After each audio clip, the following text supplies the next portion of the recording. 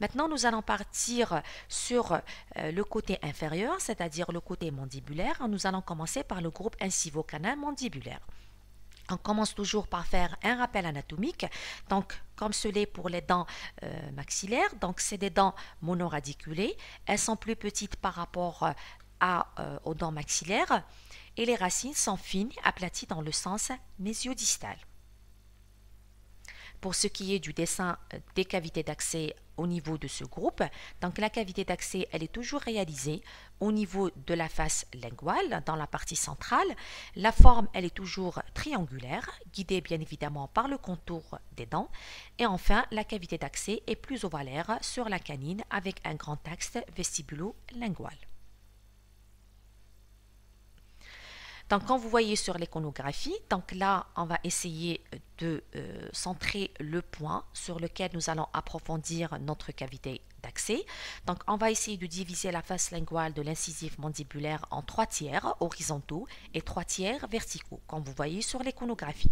Nous pouvons matérialiser le centre de la dent facilement à ce niveau-là. La cavité d'accès idéale est un triangle centré sur la face linguale. Donc, on revient toujours sur la forme triangulaire de la cavité d'accès. Le sommet du triangle se situe bien évidemment au niveau du cingulum et la base est parallèle au bord incisif, tout en restant à distance de celui-ci. C'est-à-dire que notre cavité d'accès, elle est bien centrée sur la face palatine. Passons maintenant au groupe des prémolaires mandibulaires. Nous allons parler tout d'abord de la première prémolaire mandibulaire et après nous allons parler de la deuxième prémolaire mandibulaire. Donc, pour la première prémolaire mandibulaire, donc cette dernière, elle présente dans la majorité des cas un seul canal. Toutefois, il faut dire qu'on peut avoir l'existence de 2 canaux à ce niveau de cette dent.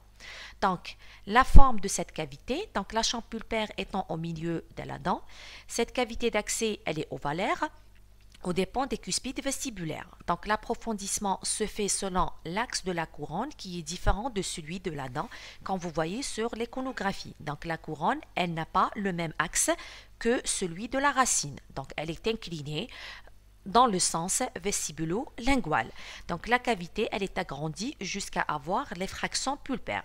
La forme finale de cette dernière, c'est une cavité qui est allongée dans le sens vestibulo-lingual et elle est aplatie dans le sens mésiodistal.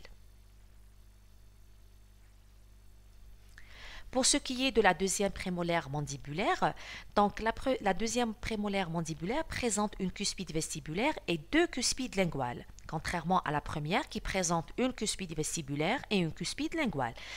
Et on a aussi l'existence du sillon principal qui va diviser cette face occlusale en 2 parties presque égales, donc la partie vestibulaire et la partie linguale.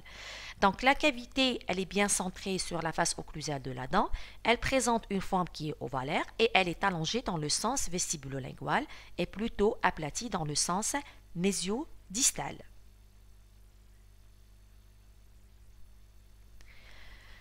Pour ce qui est des groupes des molaires mandibulaires, donc on va faire un petit rappel anatomique. Donc on a l'existence en général de 3 canaux, alors 2 mésiaux et un canal qui est distal. Donc il faut dire aussi que la première molaire mandibulaire, elle présente 5 cuspides, alors 3 cuspides vestibulaires et 2 cuspides linguales. Donc il n'est pas rare aussi de trouver 2 canaux distaux qui peuvent se fusionner dans la partie apicale, c'est-à-dire qu'on sera en présence de 4 canaux, 2 canaux distaux et 2 canaux mésiaux. La cavité d'accès, elle est toujours réalisée sur la partie mésiale de la dent, comme ce l'est pour les dents supérieures. Elle a la forme trapézoïdale et le contour de la cavité, il suit bien évidemment la forme générale de la dent. L'approfondissement de cette cavité, il doit se faire en direction du plafond de la chambre pulpaire. Donc là, si on aura une mauvaise orientation de la fraise lors de l'approfondissement de cette cavité, ce dernier va conduire à une perforation au niveau du plancher pulpaire.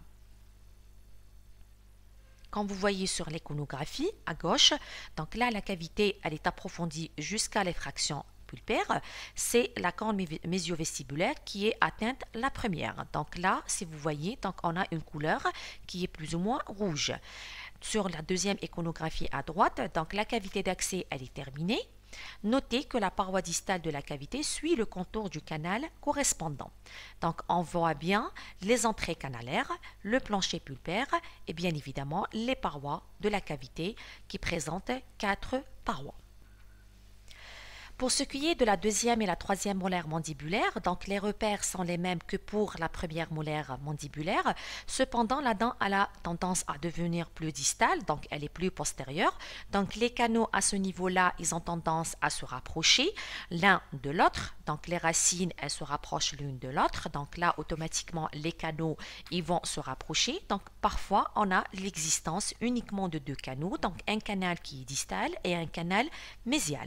Donc bien évidemment, la cavité, alors elle va minimiser la forme trapézoïdale et on a tendance à avoir une forme rectangulaire.